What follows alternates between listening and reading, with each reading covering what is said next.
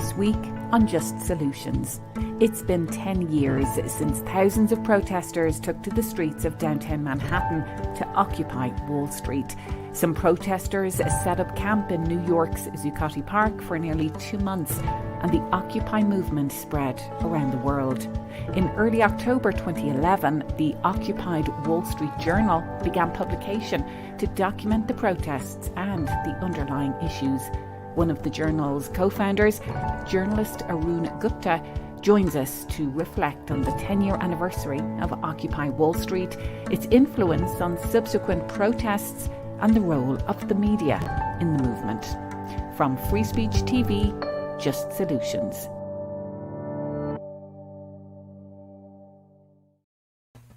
Arun, it's great to have you with us.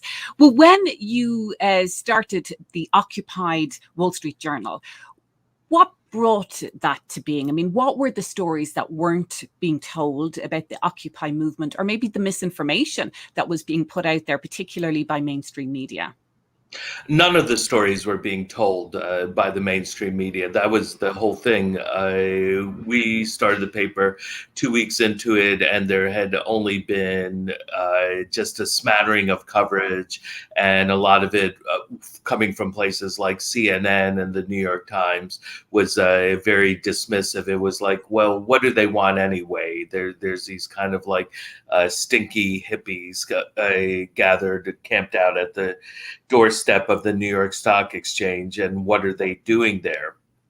And so no one was saying, this is all about the human cost of the destruction that Wall Street had wreaked on the economy over the last few years. The home foreclosures, the unemployment rate. We have to remember that in 2011, when Occupy Wall Street began, the real unemployment rate, that is a combination of unemployed, those forced out of the workforce, those who can find full-time jobs, those who took early retirement, those who couldn't enter the workforce, meaning college students, graduates, was about 1 in 6 Americans. It was something like 16% of the workforce. So there was this huge unemployment problem. There was rising healthcare costs, medical bankruptcy, which of course still exists to this day. And everyone could point to Wall Street as a problem. And that's why people were gathering there. Occupy just began. I was down there from the first day in Zuccotti Park on September 17, 2011. And there were just a few dozen people who camped out that first night, but it continued to grow and grow. And by the time we came out with the paper on October 1st, it was sizable, but it would actually explode after that day, because that was when the New York Police Department kettled 700 protesters. They had led a march onto the Brooklyn Bridge. Then they kettled them and arrested them, and that became huge national news. And by Monday, there were thousands and thousands of people, and there were camps exploding across the country. There were hundreds of camps that were set up by early mid-October of 2011. And those camps really stayed in place, some of them for up to a year. And I know that you traveled the country for a year after Zuccotti Park was cleared out by a military action, essentially done by the New York Police Department. And so what was the role of the media in telling those stories? Because certainly in that mid-November, when as I said, it was a real military style assault on the protesters in Zuccotti Park by the New York Police Department, for many mainstream publications and mainstream media, that was the end of the Occupy movement. And I think the New York Times wrote something that it's going to be an asterisk in the history books. Right. Not continuing to cover what was happening around the country. And we'll talk about the legacy, where we are 10 years on. But what was the role then in the media in the aftermath of the original occupation in Zuccotti Park being cleared out? Was there coverage of what was happening around the country? There was, and I think interestingly, that the corporate media coverage did improve somewhat. when it exploded around the country, because it was just impossible to ignore anymore. When it was just a few people in Zuccotti Park, yeah, you can be snide if reporting anything at all. But when there's this huge upsurge, and when we start to see it spill over into all these other areas, there was like Occupy Fashion Week and Occupy Chefs. It became a cultural and political phenomena that no one could ignore. The reaction was often predictable. The right wing, was like, take a bath and get a job. But even Obama had to express a kind of a reserved support for it. And I think, to the credit of a fair number of corporate journalists, they did start to take some of the aspects of Occupy Wall Street seriously. Like, hey, this is about runaway economic power and the political power that they're buying it. One of the main things we heard around the country, I wanted to say demands, but one of the things Occupy was famous for was there were no demands, but there were actually demands. One of them was getting money out of politics, and overturning Citizens United, the one that allows this massive dark money into politics. And there was a recognition, I think, among the corporate media that the system is bought, that they were more willing to talk about it than before. But the biggest change came with a flipping the conversation.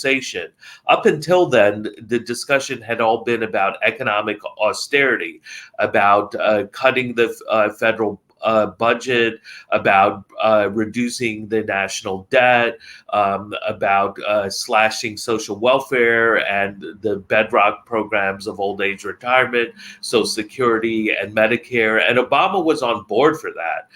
He almost reached a grand bargain with the Republicans, which would have been disastrous. That's the last thing you do when there's an economic downturn, is to cut these massive sources of social spending. But he was willing to do it, and the Republicans were all gung-ho to do it.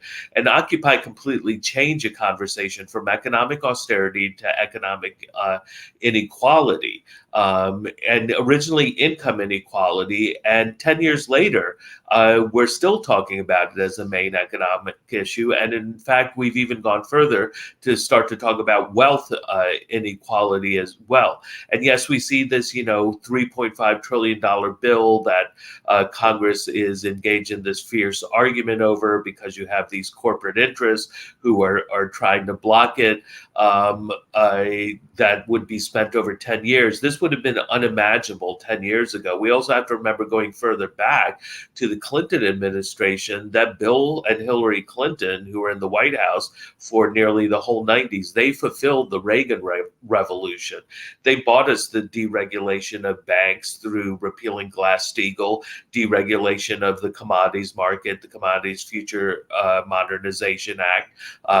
They gave us NAFTA. They infamously tried to push through the WTO that was killed in Seattle in 1999, and is in many ways kind of the progenitor of Occupy Wall Street. They gutted social welfare. They supercharged, and this is, a kind of goes hand in hand with wealth accumulation, is repressive policing. They supercharge mass incarceration, 100,000 cops on the street, the criminalizing immigration. So this was, the Democratic Party was basically the fulfillers of Reaganism, and this completely changed, I think, what their politics are. I don't want to say completely, because obviously, many of the representatives and senators are still completely beholden to corporate interests. And the Progressive Caucus, that right now is holding strong on the $3.5 trillion spending bill, it's only 24 of them, but we're starting to see at least a sliver of the Democratic Democratic Party that is willing to hold firm in the way that the Freedom Caucus, the Tea Party caucus in the House did, that they're willing to stick to their guns. And again, this is just something we could not have imagined a decade ago. I mean, that's so much part of the legacy of Occupy. And in a recent article that you've written in the magazine In These Times, you talk about the influence on Occupy on subsequent protests and movements and organizing, but really the impact on the Democratic Party, as you laid out there, was so mired in neoliberalism, certainly when it came to economics. Now we have Joe Biden, who would never be accused of being progressive, putting forward these ideas. It's not a wealth tax, it's an income tax on high earners. And if you look at it in the greater scheme of things, it really is a drop in the bucket. But at the same time, as you said, Arun, 10 years ago, prior to Occupy, it would have been unheard of. I mean, you could say Bernie Sanders' support that was so prevalent in 2016 was a result of the Occupy movement. I think his campaign acknowledged that. So let's talk about that a little bit more, the political legacy of this. Now we have actual discussions in Congress about income inequality. As you said, this would have been unheard of prior to the Occupy movement. Well, it helped the mainstream socialism. Certainly, Bernie, as you point out, Bernie Sanders' campaigns directly acknowledged in 2016 that it would not have been so wildly successful, and he might, nearly to the brink of victory had it not been for Occupy Wall Street. We have to remember that his campaign admitted at the end that they originally were just running a protest campaign. They never thought they could win. But during the campaign, they just tapped into such discontent, and his message inspired so many. And he was using the language directly from Occupy Wall Street. One of the most profound things Occupy Wall Street did was to give everyone a simple understanding of class through the 99% and 1%. And the importance of this, I don't think, can be overstated, because suddenly we aren't talking about class in these kind of academic or theoretical Marxist terms about the revolutionary proletariat and the surplus, the theory of surplus labor value, or a class in itself.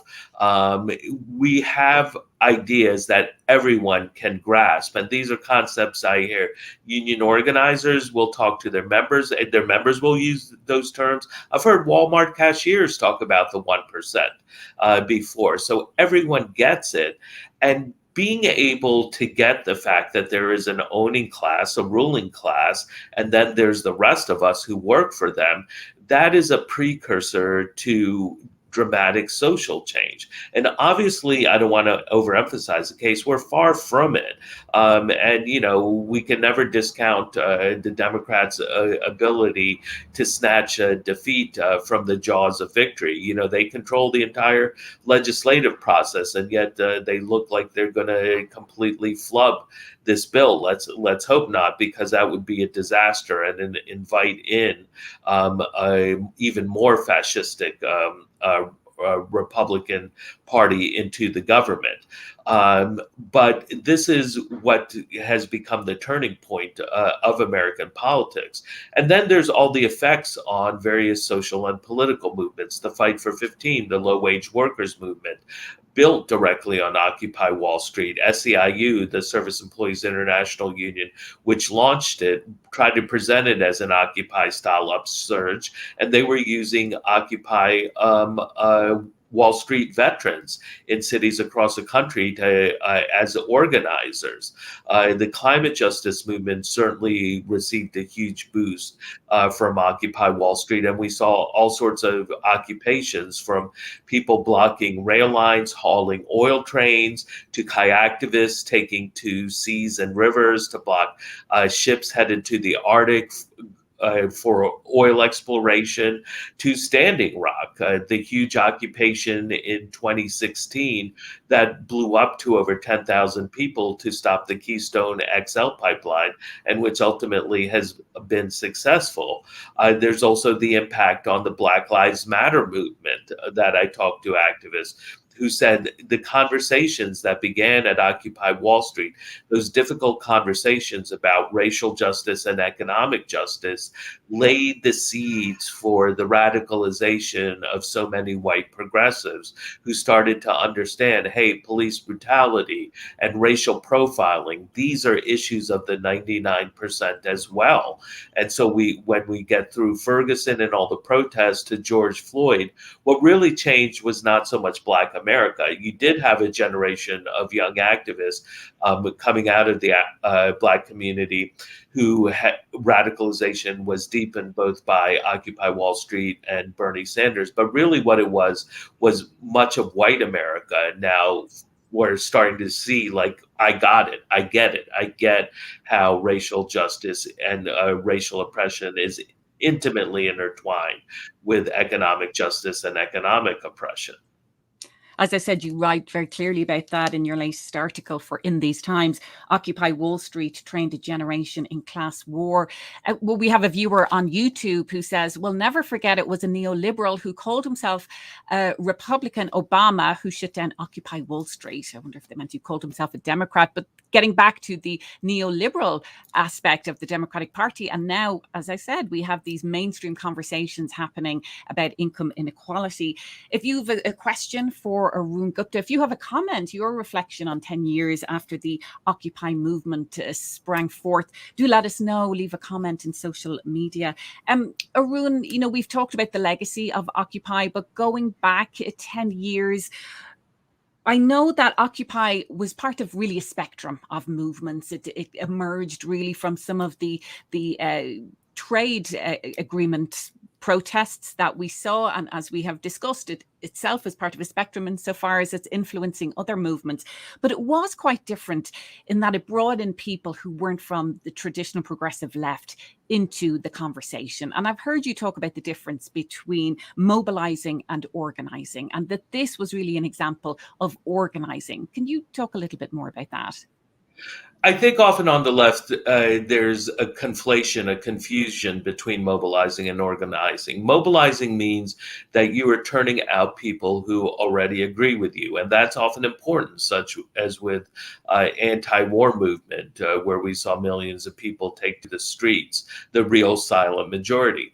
But organizing is even more important because what it means is you're bringing people who don't agree with you, who are fence sitters, who aren't in your camp over to your side. So you are actually changing the makeup of the political body in terms of the whole national community. And that is something that Occupy Wall Street did. It did what it's called bringing in the new. And the Tea Party did that, Trump did that, Obama did that as well. And I think this is the first time really in a long time, probably going back to the 60s, that you saw Occupy Wall Street radicalizing and bringing in huge swaths of society.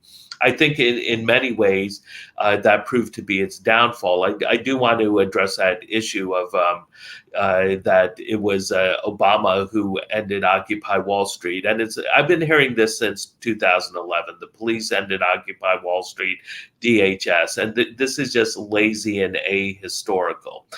Because the reality is it was the police violence that caused Occupy Wall Street to grow.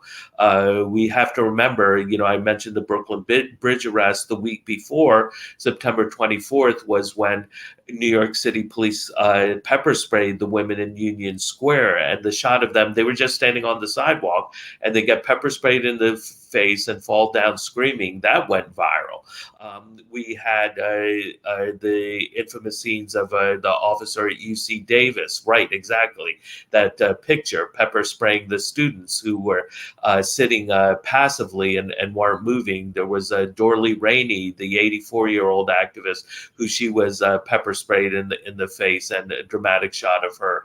The scenes of police violence at Berkeley, Scott,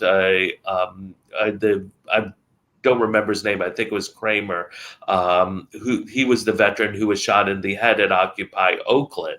All these incidents of police violence, and this is the reason why Occupy spread, is because police violence wasn't working anymore.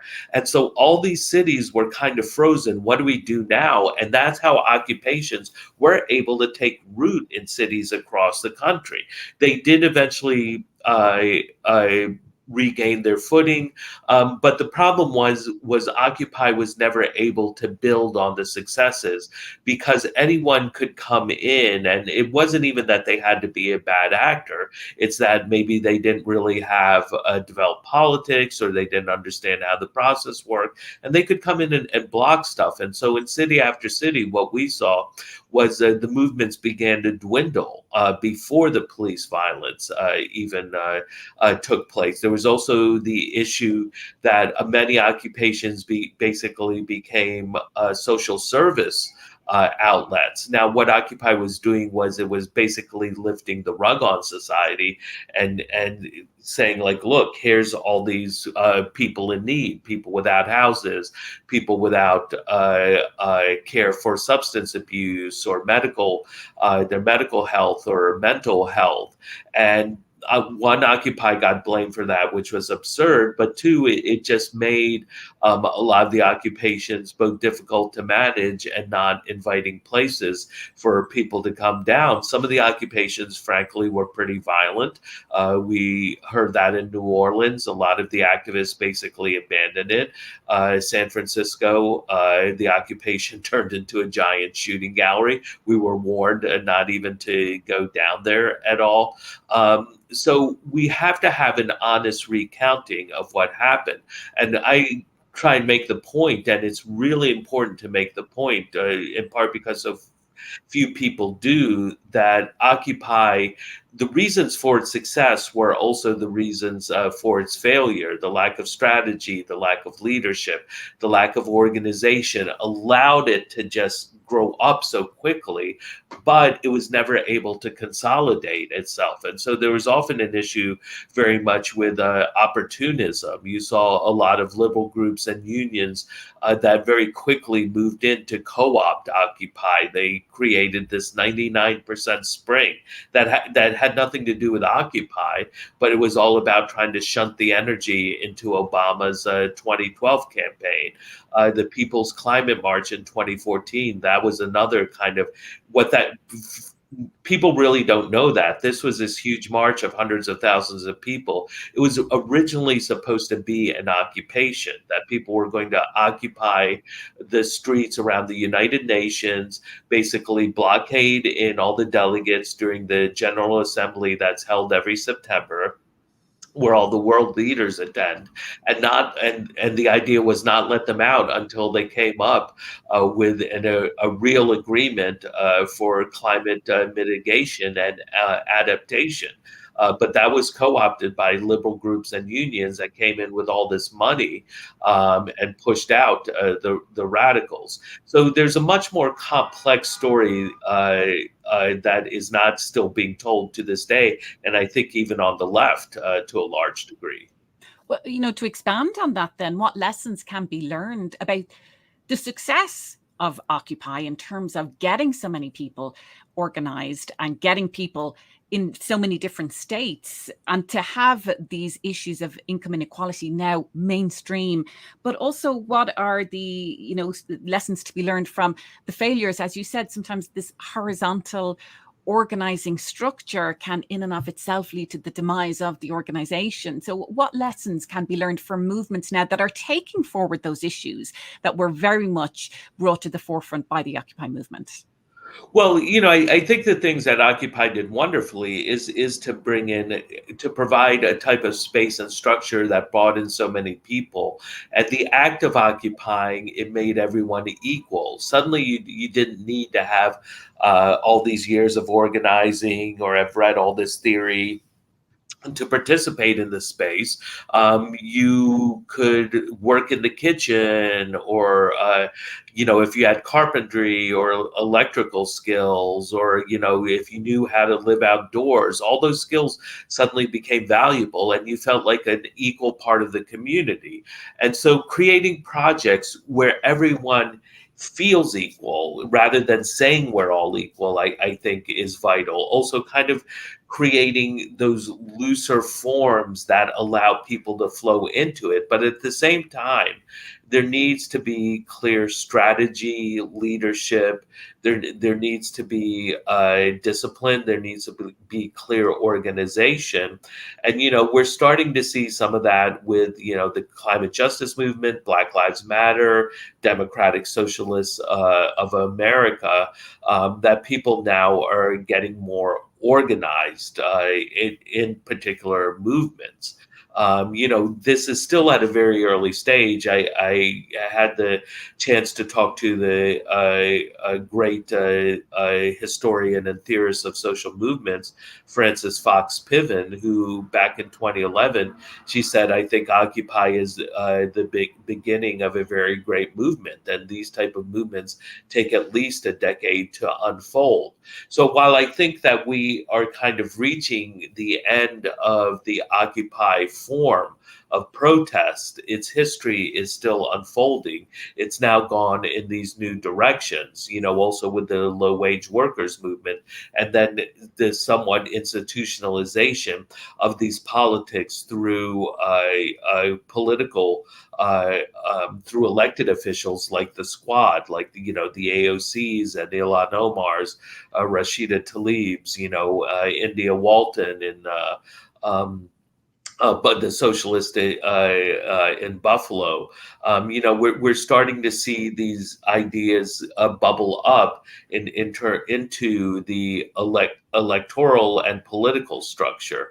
And I think also it's no accident or no coincidence that a lot of the faces of this kind of second stage are women of color. Occupy got a rap as being too white, and that was an issue in a lot of cities. But now what we're seeing is that the class politics is playing out in a way that speaks to the lived experience of class. That racial profiling and police brutality are class issues. Childcare and reproductive rights are class issues. Sexual identity and freedom are class issues. And that's why we're seeing these new faces again who were unimaginable even 5 years ago in positions of power. Well, you said earlier, Arun, that really what sparked the growth of Occupy was the brutal police crackdown on protesters. We have a viewer, Jane, on YouTube, who says that she was there and asking people when people were radicalized, and a lot of people responded that it was when the cops shot a canister at the head of an ex-GI in Oakland, and how the arrest of peaceful protesters was just these horrific scenes that were played out. As we saw, we just have a minute left, Arun, but we've seen an equally brutal police crackdown on peaceful protests last summer, as part of the Black Lives Matter movement. Is that still a catalyst for ongoing change, do you feel? Well, I think it's a great and very important question, because I think actually now this is part of the reason we've reached the end of these kind of amorphous, horizontal, leaderless style protests, because the police violence has kept increasing over the years with Ferguson, with Standing Rock, with the George Floyd movement. And the lesson of 2020 is police violence works. That so many people were brutalized, they were chased off the street. So many people were injured. There was one day where 8 people lost an eye across the country because of these police munitions that can kill. So I think that's why you need the organization and leadership that knows how to bring people out, that knows how to be flexible and adapt. That can still use mass protest, militant protest, to kind of put the policing on the defensive and create a situation where we start to chip away at their power. Because none of these, we're not going to see the change we want without breaking the back of this violent authoritarian policing in the United States. Well, Arun Gupta, thank you so much for joining us to reflect on 10 years after Occupy Wall Street. It's been great to have you with us. And we invite our viewers to also be listeners, as Just Solutions is now a podcast and is broadcasting on some Pacifica radio stations. Find out more at freespeech.org, and also connect with our archives of Free Speech TV's Occupy the Media, a series that emerged 10 years ago as well, freespeech.org. And join us next week, same time, same place, for more Just Solutions from Free Speech TV.